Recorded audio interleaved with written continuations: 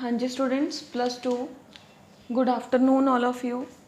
बेटे ਆਪਾਂ टॉपिक कर रहे ਸੀਗੇ कल लिंकेज, कुछ टेक्निकल फॉल्ट करके लेक्चर पूरा नहीं हो पाया सीगा, मतलब मेरी तरफों पूरा सीगा but there was some voice issue. ठीक है, ਤਾਂ ਉਹਦਾ ਜਿਹੜੇ ਦੋ ਡੈਫੀਨੇਸ਼ਨਸ ਇੱਕ ਤਾਂ ਬਚ ਗਈਆਂ ਸੀ ਬੇਟੇ। ਵਨ ਵਾਜ਼ ਦਾ ਸੈਕਸ ਇਨਫਲੂਐਂਸਡ ਟ੍ਰੇਟਸ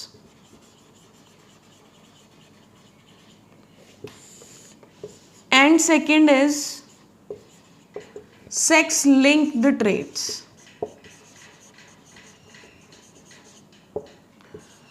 ਇਹ ਬੇਟੇ ਦੋਨੋਂ ਹੀ ਇਹਨਾਂ ਦੋਨਾਂ ਦੇ ਜੀਨਸ ਹੀ ਮੇਲ ਫੀਮੇਲ ਦੋਨਾਂ ਦੀ ਬੋਡੀ ਦੇ ਅੰਦਰ ਪ੍ਰੈਜ਼ੈਂਟ ਹੁੰਦੇ ਨੇ, ਬਟ ਪ੍ਰੈਜ਼ੈਂਟ ਨੇ ਆਟੋਸੋਮਸ ਦੇ ਅੰਦਰ। ਫਿਰ ਆਪਾਂ ਕਹਾਂਗੇ ਵੀ ਇਹਨਾਂ ਨੂੰ ਸੈਕਸ ਦੇ ਨਾਲ ਕਿਉਂ, ਇਹਨਾਂ ਦੀ ਡੈਫੀਨੇਸ਼ਨ ਦੇ ਅੱਗੇ ਸੈਕਸ ਲਿਮਿਟਡ ਜਾਂ ਸੈਕਸ ਇਨਫਲੂਐਂਸਡ ਵਰਡ ਕਿਉਂ ਲਗਾਇਆ ਗਿਆ।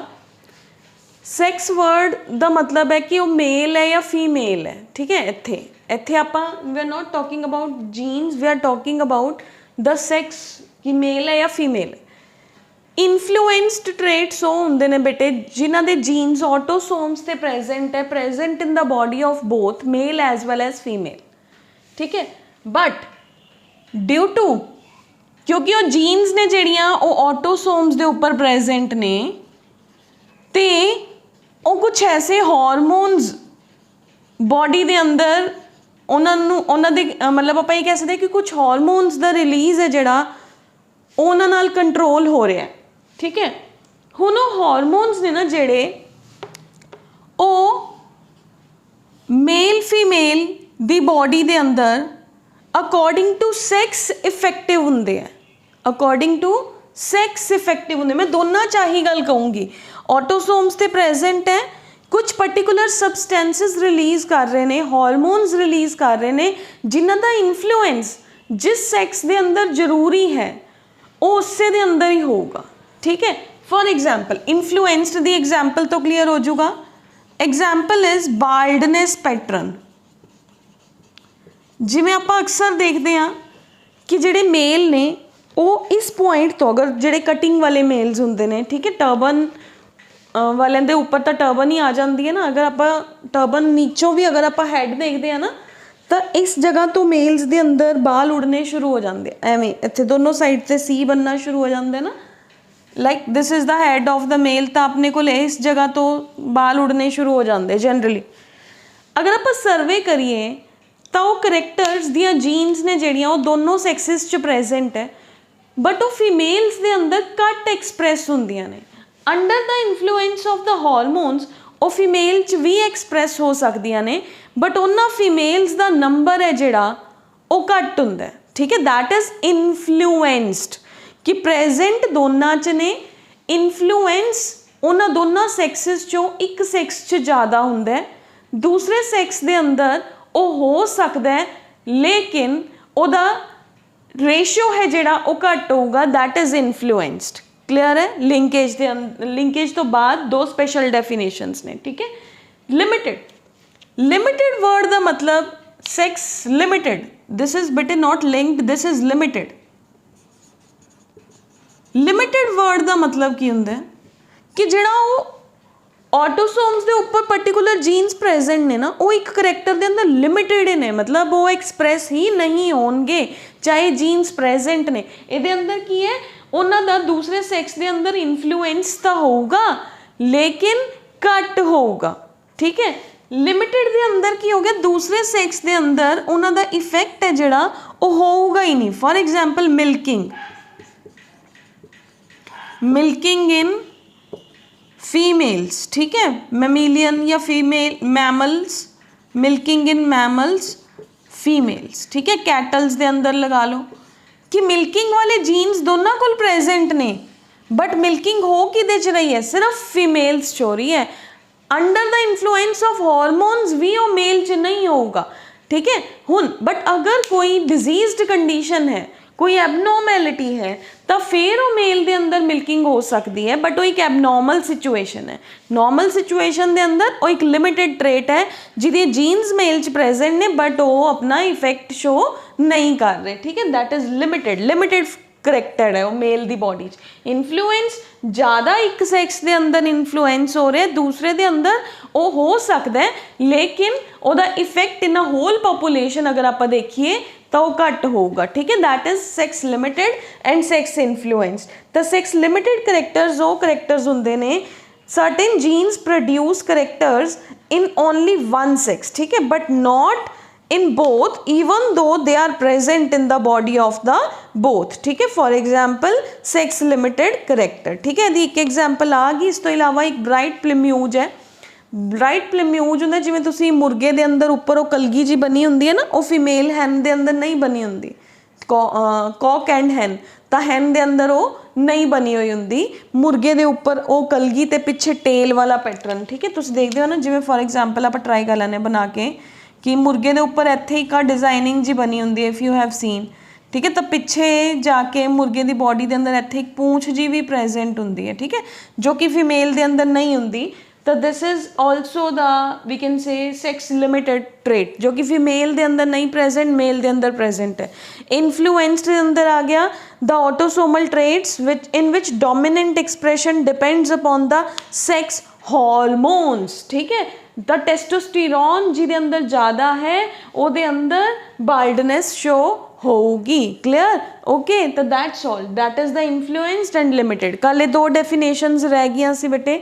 ਇਸ ਤੋਂ ਇਲਾਵਾ ਕੱਲ੍ਹ ਇੱਕ ਟੌਪਿਕ ਹੋਰ ਵੀ ਰਹਿ ਗਿਆ ਸੀਗਾ, that is known to be as crossing over। ठीक है, crossing over ਕੀ ਹੈ? ਵੈਸੇ NCERT ਦੇ ਅੰਦਰ crossing over ਅਲੱਗ ਤੋਂ ਨਹੀਂ ਦਿੱਤਾ ਹੋਇਆ, ਬਟ ਮੈਂ crossing over ਅਲੱਗ ਤੋਂ ਕਰਾ ਰਹੀ ਹਾਂ ਕਿਉਂਕਿ ਆਪਣੀਆਂ ਬੁੱਕਸ ਦੇ ਅੰਦਰ ਇਹ ਅਲੱਗ ਤੋਂ ਦਿੱਤਾ ਹੋਇਆ। ਇਹ ਉਹਦੇ ਅੰਦਰ ਹੀ ਸਮਝ ਆ ਜਾਣਾ ਚਾਹੀਦਾ ਹੈ, ਲਿੰਕੇਜ ਦੇ ਅੰਦਰ ਹੀ, ਕਿਉਂਕਿ linkage and recombination if you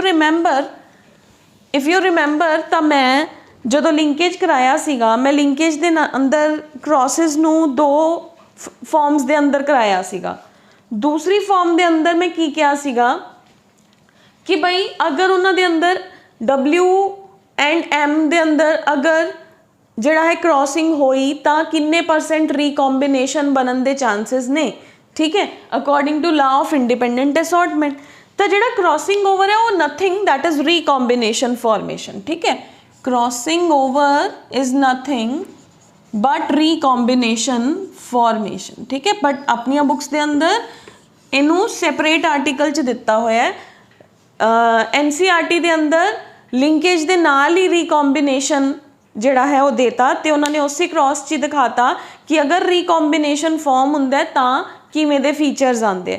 ਹੁਣ ਦੇਖੋ ਕ੍ਰੋਸਿੰਗ ਓਵਰ ਹੈ ਕੀ, ਇਹ ਆਪਾਂ +1 'ਚ ਪੜ੍ਹ ਕੇ ਆਏ ਹਾਂ ਬੇਟੇ। We have write this topic in class +1 in chapter cell cycle and cell division if you remember।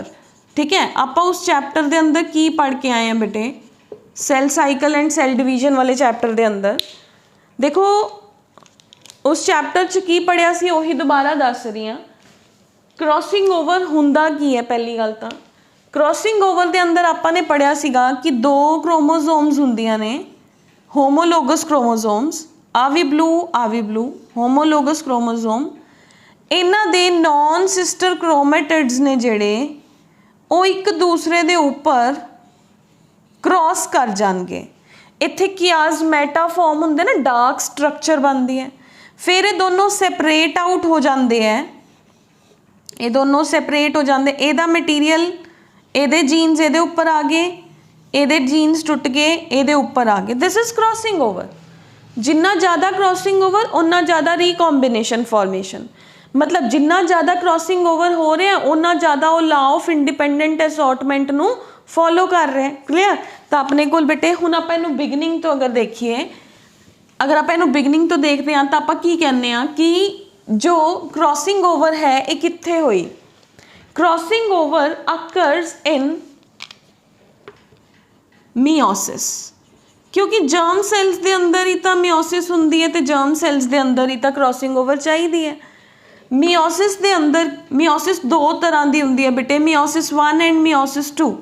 ਜਿਹਨੂੰ +1 ਨਹੀਂ ਯਾਦ ਉਹ ਦੁਬਾਰਾ ਦੇਖ ਲਓ। ਠੀਕ ਹੈ, ਮੀਓਸਿਸ ਦੋ ਤਰ੍ਹਾਂ ਦੀ ਹੈ, ਮੀਓਸਿਸ 1 ਐਂਡ ਮੀਓਸਿਸ 2। ਬਟ ਆਪਾਂ ਨੂੰ ਕੰਮ ਹੈ ਸਿਰਫ ਮੀਓਸਿਸ 1 ਨਾਲ, ਕਿਉਂਕਿ ਆਪਾਂ ਡੀਲ ਕਰ ਰਹੇ ਹਾਂ ਕ੍ਰੋਸਿੰਗ ਓਵਰ ਦੇ ਨਾਲ। ਹੁਣ ਹੁੰਦਾ ਕੀ ਹੈ ਬੇਟੇ, ਇਨ ਮੀਓਸਿਸ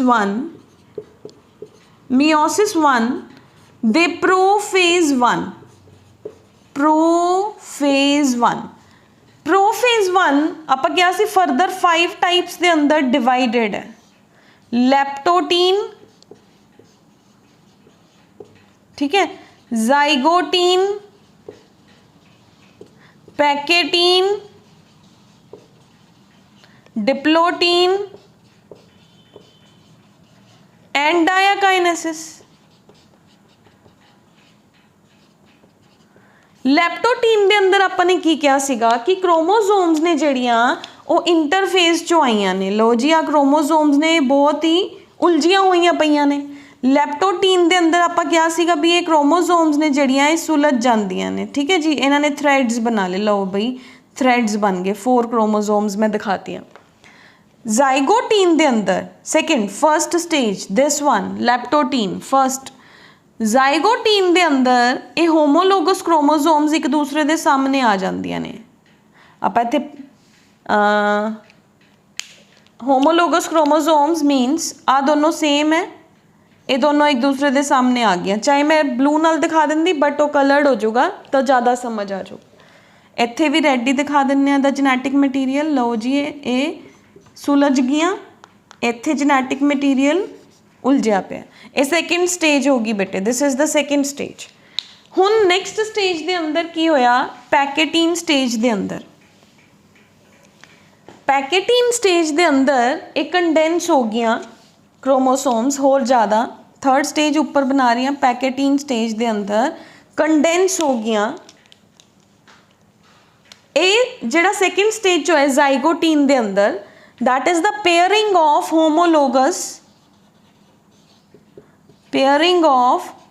होमोलोगस क्रोमोसोम्स। उन्होंने आपां की कहने आ, उन्होंने कहते हैं बेटे synapsis. That is called as synapsis. मैं हुणे यूज़ करूँगी ये वर्ड, ठीक है, याद रहना चाहिए साइनैप्सिस। हुण की होया, क्रोमोसोम्स पैकेटीन थर्ड स्टेज के अंदर कंडेंस हो गई। कंडेंस होके वो एवें अपीयर हो गई तो उन्होंने एक दूसरे के उपर अपने आप नूं अपने सैगमेंट्स एक दूसरे के उपर चढ़ा ले। ठीक है, इत्थे एक डार्क पॉइंट बनता है, उन्होंने कहते हैं कियाज़मेटा फॉर्मेशन। ठीक है, इस स्टेज के अंदर क्रोमोसोम्स 2 ही लगदियां ने देखण च, 2 बाईवेलेंट कहते हैं इन्हां नूं, 2 दिख रही ने 2। इत्थे एवें लगदा कि 4 फुल ने तो इहनूं टेट्राड कह दिंदे। 4 अलग अलग स्ट्रक्चर्स दिख रही ने तो टेट्राड है। टेट्राड के अंदर हुंदी है crossing over. Clear, cross over होया, there will be cross over between the homologous chromosomes and chiasmata formation. जिन्नी देर कियाज़मेटा बनया रहूगा उन्नी देर वो अपने सैगमेंट्स एक्सचेंज करनगे। उस तो बाद की हुंदा है, मैं हजे मियोसिस दस रही हाँ, उस तो बाद ये दोनों सैपरेट हो जाते हैं। अगली स्टेज के अंदर ये दोनों सैपरेट आउट हो जाएंगे, उन्होंने कहते हैं डिसजंक्शन, टर्मिनलाइजेशन। ठीक है, ये इधर आ गया, ਇਹਦਾ सैगमेंट इधर चला गया, ਉਹਦਾ उधर चला गया। This is crossing over.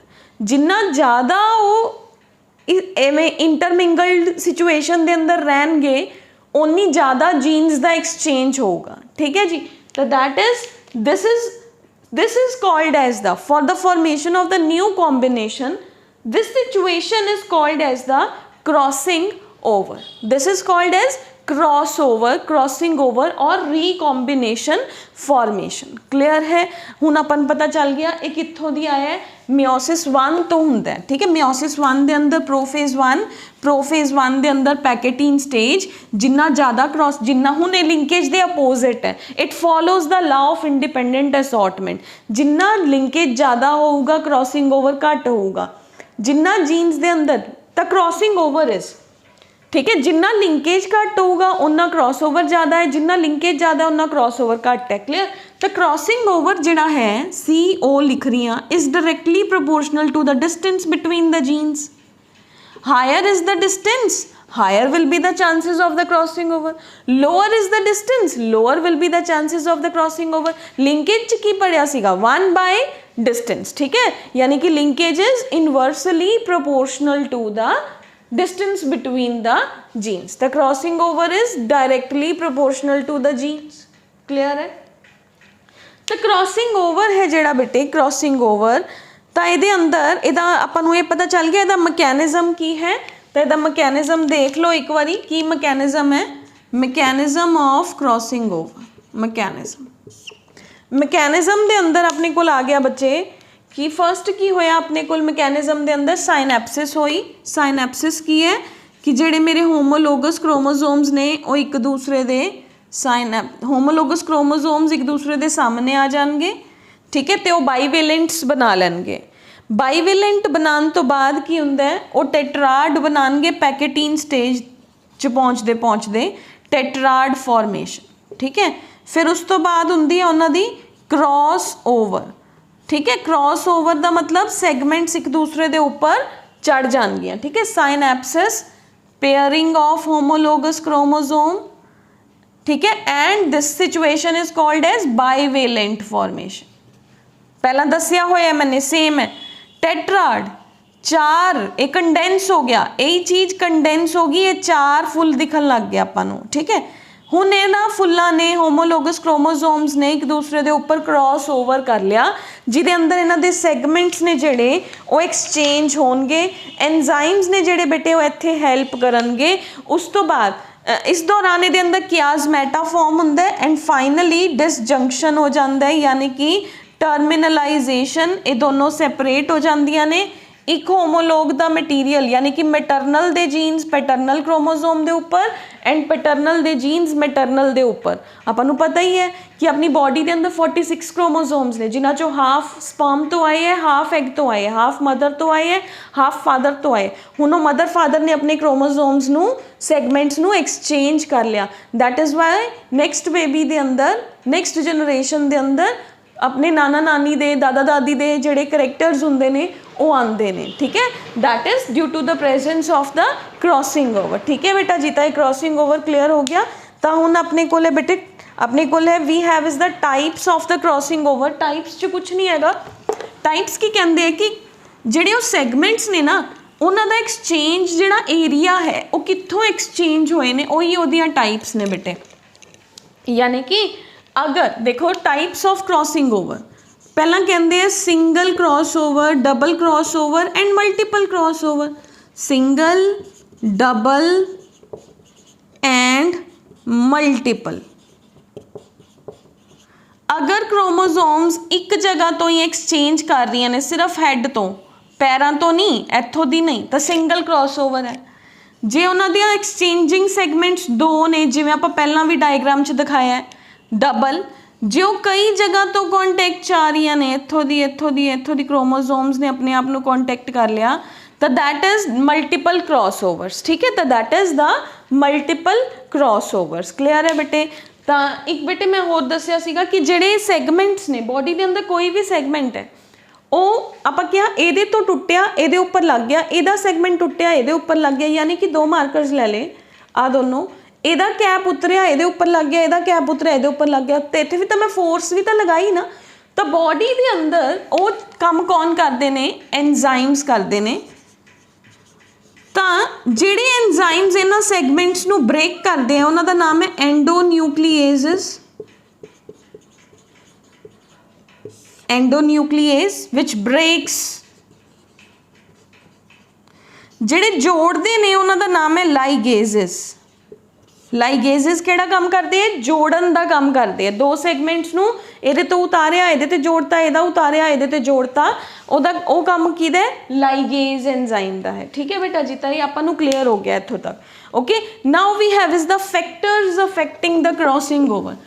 Factors की ने अपोजिट टू द लिंकेज है। हुण ਜਿਹੜੇ ਜਿਹੜੇ फैक्टर्स च लिंकेज कह रहा सीगा कि हाँ बई जे एज ज़्यादा है तो लिंकेज स्ट्रोंग रहिंदा है, तो हुण तुसीं उल्टा कर दो, जे एज ऑफ द परसन घट है तो लिंकेज जिहड़ा क्रॉसिंग ओवर है वो ज़्यादा हुंदा है। ठीक है, तो अपने कोल फर्स्ट जिहड़ा है फैक्टर्स अफेक्टिंग च आ गया distance between the genes. Factors affecting crossing over is distance. Higher is the distance, higher will be the crossing over. Lower is the distance, lower will be the crossing over. As I told you earlier, CO is directly proportional to the distance। clear। next है बेटे as. As है जिहड़ा बेटे आप opposite two linkage कर दो, जिमें जिमें एज इनक्रीज हुंदी जांदी है क्रॉस ओवर डिक्रीज हुंदा जांदा है, क्योंकि एग ते स्पर्म दे अंदर जिहड़ी कैपेबिलिटी है वो रिड्यूस हो जाती है।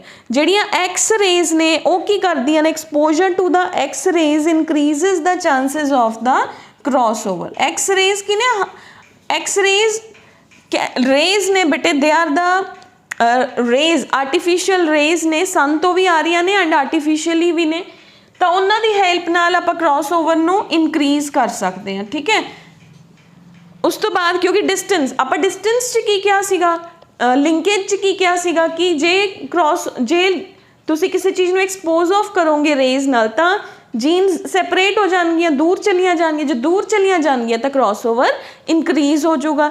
सेम इज टैंपरेचर, जिहड़ा टैंपरेचर है वो भी तो सेम फैक्टर प्ले कर रहा है कि as we will increase the temperature cross over will increase. ठीक है, क्योंकि डिस्टेंस इनक्रीज हो जाऊगा।